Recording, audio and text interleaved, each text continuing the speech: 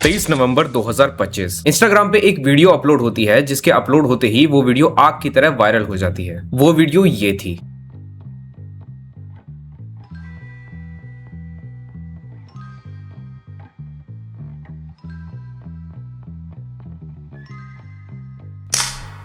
आज इस पूरे वायरल कांड के पीछे की असलियत आपके सामने लाकर रखूंगा। देखते जाओ, लास्ट में आपके होश उड़ जाएंगे। जिसे कॉन्टेक्स्ट नहीं पता तो उसे बता दूं कि ये Taiwanese actor Cheng Chang Fan का वीडियो है जो इंडिया आया हुआ था। होटल में एक होटल स्टाफ उसका ट्रेडिशनल इंडियन स्टाइल में वेलकम कर रही थी। आरती हो रही थी, तिलक लगाया जा रहा था और चेंग भी काफी हैप्पीली उस मोमेंट को एंजॉय कर रहा था। मगर वो वीडियो जैसे ही इंडियन ऑडियंस तक पहुंची, उन्होंने उस वीडियो के अराउंड कहानियां बनानी शुरू कर दी। सबके लिए वो एक कोरियन मूवी जैसा था। एक बड़ा सेलिब्रिटी इंडिया आया और वो एक मामूली सी होटल स्टाफ की आंखों में ऐसे देख रहा है जैसे वो 7 जन्म के साथी हैं। और इन सब डिल्यूजन्स की वजह से वीडियो वायरल हो गई और आज उस वीडियो पे ऑलमोस्ट 55 मिलियन व्यूज हैं। मगर कहानी यहीं खत्म नहीं हुई, असल कहानी यहीं से शुरू हुई। चेंग ने 24 अगस्त 2026 के दिन एक बार फिर से उस रील को डाला। मगर इस बार एक ट्विस्ट ये थी कि उस रील में फाइनली वो चीज थी जिसके अराउंड इंडियन ऑडियंस डिल्यूजनल हो रही थी। चेंग और वो इंडियन होटल स्टाफ रिलेशनशिप में आ गए थे। ये कितना फिल्मी सीन है ना, एक सक्सेसफुल एक्टर एक मामूली सी होटल स्टाफ के प्यार में। सो ब्यूटीफुल ना?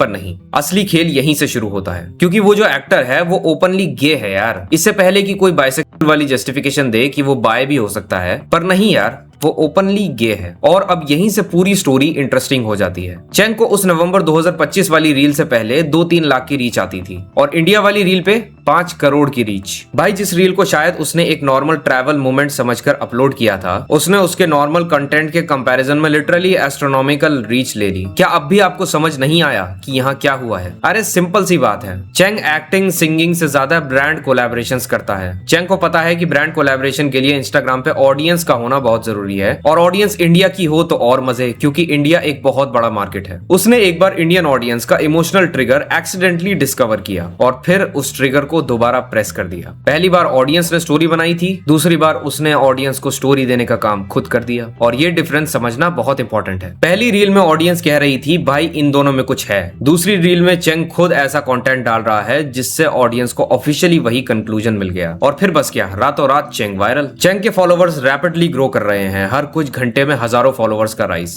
एक मामूली सी कपल फोटो पे 3 मिलियन लाइक्स। इतने क्रेजी नंबर्स किसे पसंद नहीं है यार। पर असली सवाल तो इंडियन ऑडियंस से ये पूछना चाहिए कि भाई किसी को सर पे चढ़ाने से पहले कम से कम ये तो देख लो कि वो उसके लायक है या नहीं, या कहीं वो आपके इमोशंस का मिसयूज तो नहीं कर रहा। पहली बार नहीं है जब किसी फॉरेन क्रिएटर ने इंडियन ऑडियंस के इमोशनल ट्रिगर्स को कैश इन किया हो।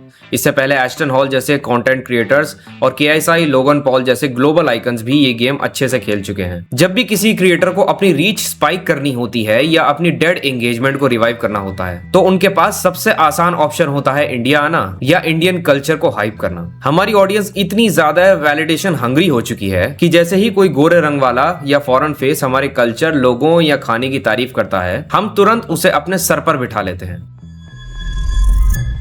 हम सब भूल जाते हैं कि ये सब कुछ नहीं, बस एक कैलकुलेटेड बिजनेस डिसीजन होता है जहां इंडिया का मैसिव यूजर बेस और इंटरनेट एक्सेस उनके लिए फ्री फॉलोवर जनरेटर की तरह काम करता है। चेंग चैंग फैन ने यहाँ कोई नए तीर नहीं चलाए, बस उसने इंस्टाग्राम के सबसे बड़े मार्केट के माइंडसेट को डिकोड कर लिया। उसे पता चला कि एक गे एक्टर होकर भी अगर वो एक fake straight fairy tale romance का इल्यूजन बेचेगा तो यहाँ की ऑडियंस उसे ब्लाइंडली कंज्यूम करेगी। उसने अपनी आइडेंटिटी और ऑथेंटिसिटी को साइड में रखकर सिर्फ नंबर्स और ब्रांड डील्स के लिए एक पूरे देश की पब्लिक को बेवकूफ बनाया। सबसे दुख की बात यह है कि इंडियन ऑडियंस बिना किसी फैक्ट चेक के, बिना किसी रियलिटी को समझे स्क्रिप्टेड ड्रामा पर हजारों फैन एडिट्स और रोमांटिक रील्स बनानी शुरू कर दी। हमने एक ऐसे इंसान को रातों रात ग्लोबल सेंसेशन बना दिया जो बस हमारे इमोशंस का मजाक उड़ा के $1 मिलियन वैल्यूएशन की रीच एंजॉय कर रहा है। भाई वो एक फ्लॉप सिंगर है यार, उसके हर गाने पे 100 के व्यूज क्रॉस नहीं होते। वो लिटरली अपने करियर को रिवाइव कर गया क्योंकि उसने इस हाइप के बाद कैल्विन क्लाइन जैसे ब्रांड के साथ कोलैब कर लिया। उन्हें घंटा फर्क नहीं पड़ता कि वो गे है या स्ट्रेट, उन्हें बस उस 50 मिलियन का एंगेजमेंट दिखा। एक फ्लॉप आर्टिस्ट जो शायद इंडस्ट्री से गायब होने वाला था, उसने हमारी इमोशनल बेवकूफी को यूज करके अपना मॉडलिंग पोर्टफोलियो और बैंक बैलेंस दोनों रिचार्ज कर लिया। इंडियन ऑडियंस रील्स शेयर करती रही, made for each other edits बनाती रही और वहां बंदे ने उस वैलिडेशन को डायरेक्ट इंटरनेशनल ब्रांड डील्स और कैश में कन्वर्ट कर दिया। इससे बड़ा आयरनी क्या ही होगा कि जिस कंट्री में हजारों टैलेंटेड एक्टर्स और सिंगर कई सालों तक स्ट्रगल करते रहते हैं, वहां एक आउटसाइडर आकर fake romantic romantic drama generate करता है और हम उसे रेड कार्पेट ट्रीटमेंट देकर कैल्विन क्लीन के बिलबोर्ड तक पहुंचा देते हैं। आदमी कितना भी फ्लॉप हो,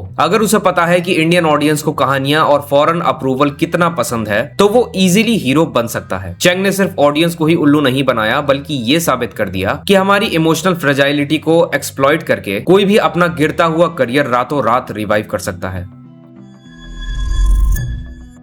I hope you like my point of view. If you really like it, then subscribe to Absolute Reacts. I will see you in the next video.